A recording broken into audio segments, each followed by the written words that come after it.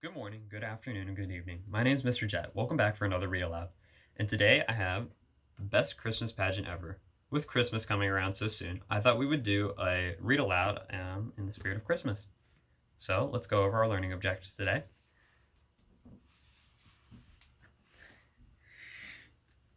Our first, and always, is our vocabulary terms. We have 3 as usual, and then we're going to read our story. Then, as we're reading, we're going to answer a few questions to go along with it. And then finally, when our story's over, we're going to have a few questions after just to reflect upon our story. All right? And with that, let's go ahead and get into our first objective as usual, and let's do our vocabulary. Our first term today is holler. This is spelled H-O-L-L-E-R. This is a verb, and this means to shout at someone or something. Next is impressed. This is spelled I-M-P-R-E-S-S-E-D. This is an adjective, and this is a feeling of respect towards someone or something. And then finally, our last term today is fussy. This is spelled F-U-S-S-Y, and this is an adjective. And this is used to describe a person or thing that is hard to please. Here are your terms as well as your definitions if you haven't had them copied down already. And with that, let's go ahead and get into our story.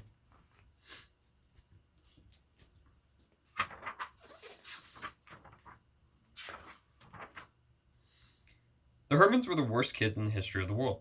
They lied and stole and played with matches. They were so awful you could hardly believe they were real.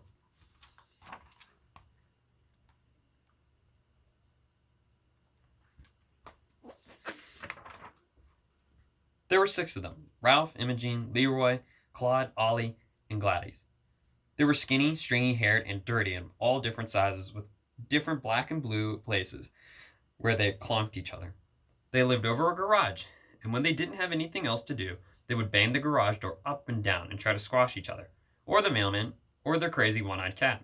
Everybody stayed away from them. So where do you think the Herdman's parents are possibly? They aren't really mentioned at all here. Do you think possibly that they're orphans? Let's keep reading to find out. Then one day they showed up to Sunday school. They stole all the money out of the collection plate and drew mustaches on everybody in the Bible. And though nobody knows how, they took over the annual Christmas pageant. Our Christmas pageant is always the same kids in bathrobes and bedsheets, acting out the story of Mary and Joseph and the baby Jesus being born. Everybody knows the story, everybody but the Herdmans.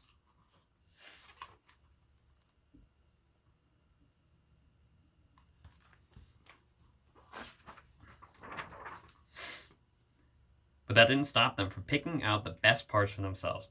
"I'll be Mary," Imogen yelled. "And Ralph, he'll be Joseph." Everybody else was afraid to volunteer at that point. That left 3 Herdmans, Leroy, Claude, and Ollie, to be wise men, and the worst Herdman of them all, the angel of the Lord. "Me," Gladys hollered. "I will be that."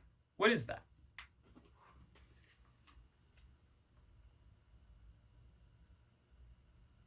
So why do you think that the Herdmans have taken such an interest in the pageant this year? It seems like they have never participated in it till now. Do you think they're going to try to ruin it? Let's keep reading to find out. So then somebody had to read the whole story to them about the star and the shepherds and how there was no room at the inn and how the baby Jesus slept in a manger. The Herdmans were shocked. "They stuck them out in a barn?" Imogen yelled.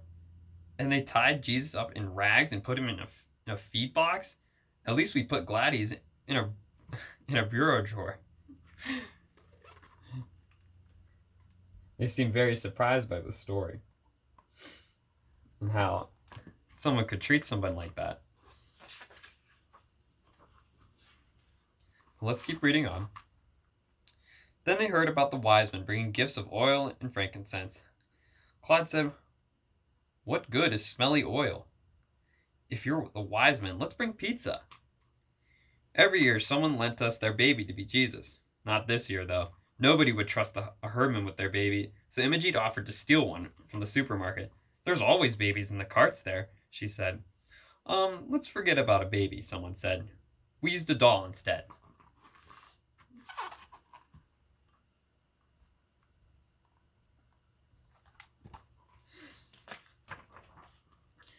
Every rehearsal was an adventure. Leroy wanted to chase the mean innkeeper out of town, and Claude and Ollie wanted to run off with the baby to keep him safe. Imogen said she wouldn't name him Jesus. She would name him Bill, and she wouldn't let the wise men worship him. "Get away from that baby," she yelled. "You might have germs."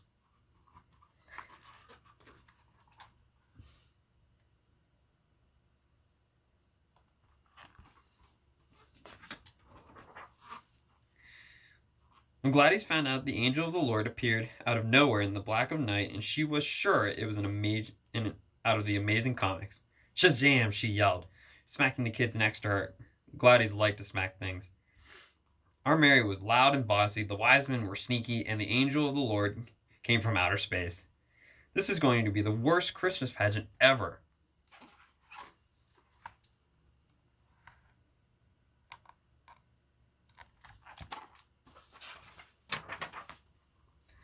Some people wanted to cancel the whole thing. The minister said, "I don't think anyone will come to see it." But they were all wrong. Everybody came, just to see what the Herdmans would do. When the curtain opened, Ralph and Imogen stood in the wings frozen, as if they weren't sure what to do. They weren't pushing or hitting or being Herdmans. The chorus waited and hummed, and waited, like an old refrigerator.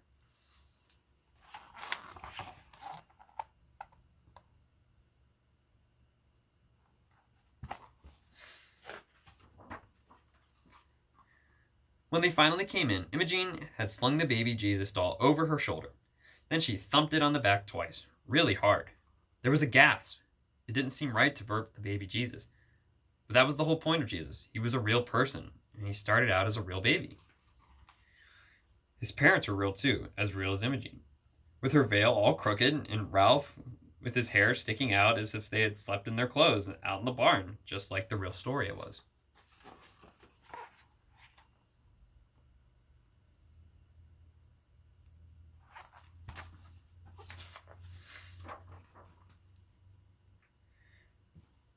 Then came Gladys.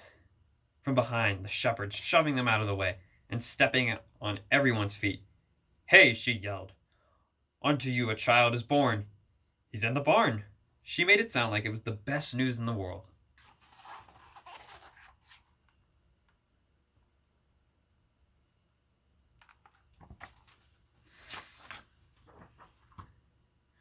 Right behind Gladys came the wise men, but they didn't have the usual frankincense, gold, and oil.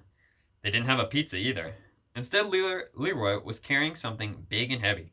It was a ham from the Herdman's food basket. The church gave them one every year. The Herdmans had never before given anything, only except clogs on the head, so you had to be impressed. The Herdmans were giving the baby Jesus their Christmas ham.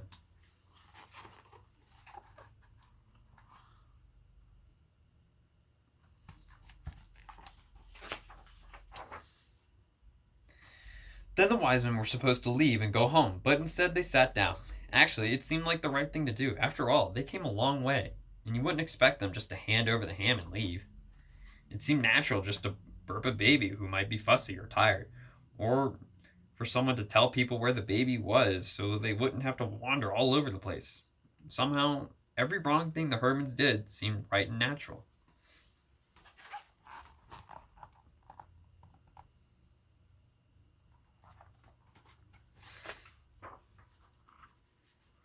And then, as everyone sang Silent Night, Imogen started to cry. In the candlelight, her face was all shiny with tears. Awful old Imogen, in her crooked veil, crying as if Christmas had just come over her all at once.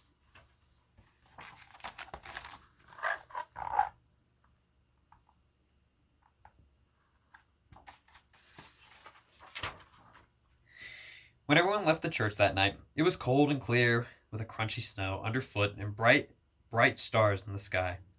Everybody said that there was something different this time, something special. And though nobody could say exactly what that was, everybody agreed. It was the best Christmas pageant ever.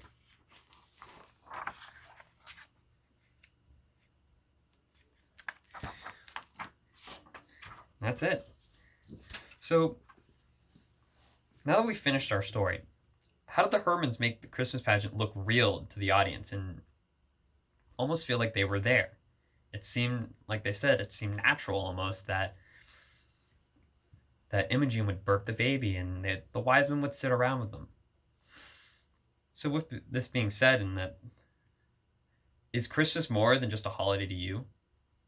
And how does it make you feel, maybe? Write that down, and I'll see you guys next time, I guess. Have a great night.